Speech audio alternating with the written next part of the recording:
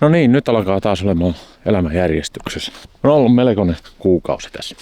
Päivitellään vähän, että mitä tässä nyt on tapahtunut sitten viimeisen kuukauden aikana ja minkä takia videotakaan on nyt sitten tullut. On ollut vähän kiirettä. Tervetuloa vain uuden videon pariin.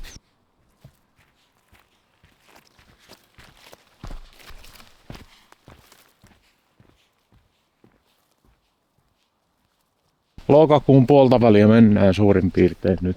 Onko nyt 16. päivä taitaa olla. Saatiin tosiaan se asunto nyt sitten kuitenkin omaan käyttöön jo tuosta lokakuun alusta. Ja muutto on nyt tällä haavaa siis tehty. Joten asumiskuviot on järjestyksessä ja meistä tuli nyt sitten virallisesti kittiläläisiä. Jotenkin fiilis hyvä, kun pääsin taas omaan kämppään pitkästä aikaa. Että pari vuotta meni tuossa väliaikaisessa asunnossa nyt sitten kuitenkin. Se nyt oli semmonen tiedossa oleva juttu, että siihen ei tulla loppuelämäksi jäämään. Niin nyt on sitten semmonen kohde, että varmaan tässä viihdytään jonkun vuoden nyt ainakin. Koskaan ei voi toki tietää. Lähdin tässä nyt sitten katselemaan tänne takapihalle, että minkälaiset ulkoilmaistut uuden kämpän pihalta on. Ja täällähän on ihan näkyvät tuohon Levin suuntaan.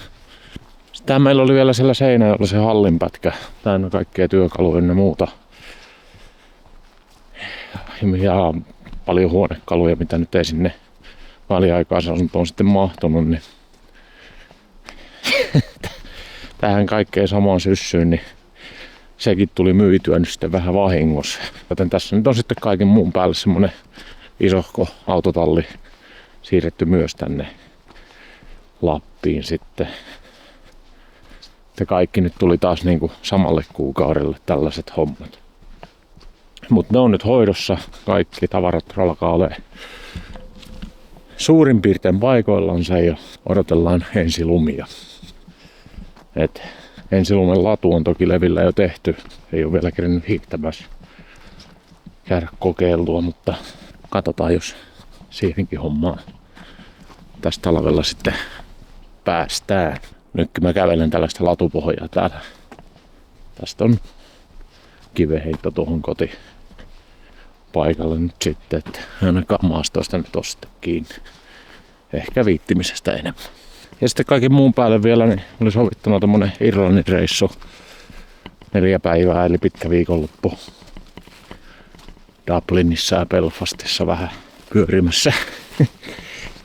Niin sanotaan nyt näin, että ruskaretket tältä vuodelta jäi väliin aika lailla kokonaan valitettavasti.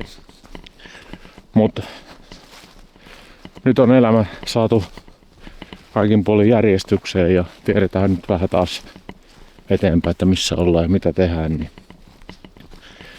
kyllä tässä varmasti kerkiä vielä retkiäkin sitten tekemään.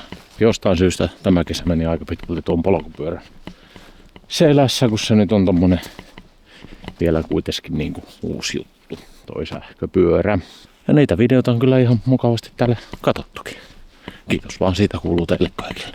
Mutta eipä siinä, onhan tässä syksyä vielä jäljellä. Talviaktiviteetitkin on nurkan takana sitten. Tää laittaa iteltä se läskipyörä sieltä kuntoon ja lähtee sillä vähän sitten katsomaan näitä talvipolkuja täältä. Ja sitten että nämä lumikenkäreitit ynnä muut, niin kyllähän tässä tekemistä riittää. Kausi on vasta niin aluillaan täällä. Talveen täällä kuitenkin panostetaan huomattavasti enemmän kuin kesäaktiviteetteihin.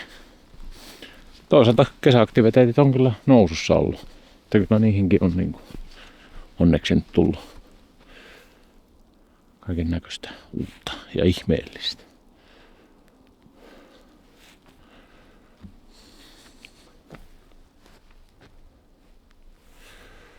Kova kun ei yhtään oikein tiedä, että missä on, mutta ei se mitään haittaa. Tässä nyt on vasta 5 kilometriä kävelty. Niin eihän se vielä ole paljon mitään. Ja tosiaan kun vähän muutettiin lähemmäs tätä mun työpaikkaa, niin sehän tarkoittaa sitä, että 2 tuntia enemmän on päivässä aikaa.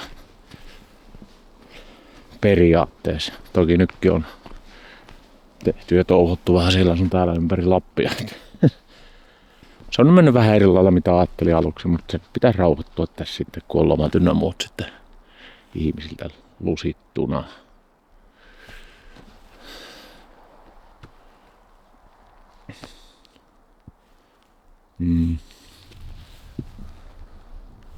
Jotain kelekkareitin pohjaa tässä on ja hiihtolatua.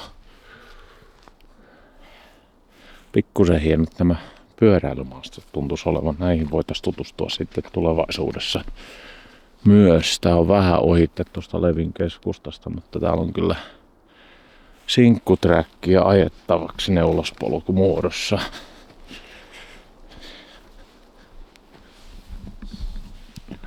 Maistuukin.